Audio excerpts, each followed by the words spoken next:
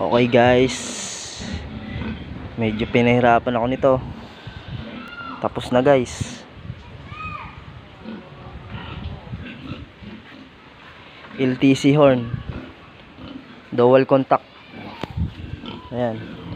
Bali naglagay tayo ng ng hollow switch. Tapos kinonect natin dito sa stock. Then connect dito sa dual horn. Kaya pag pinindot mo tong stock, teka lang, nakapindot pala yung hollow switch. Yan, stock yan guys.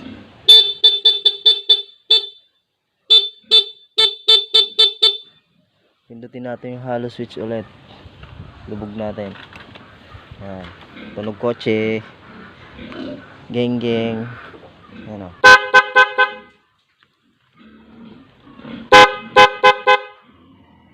Ang lakas men. Wow, napakalupit. Kalupit men. Ayos ba mga tropa?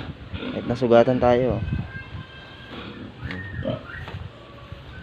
Yun, hanggang dito lang tayo guys. At magbabalik na tayo ng pairings. Ayusin ko lang to, medyo magulo pa. Okay, salamat.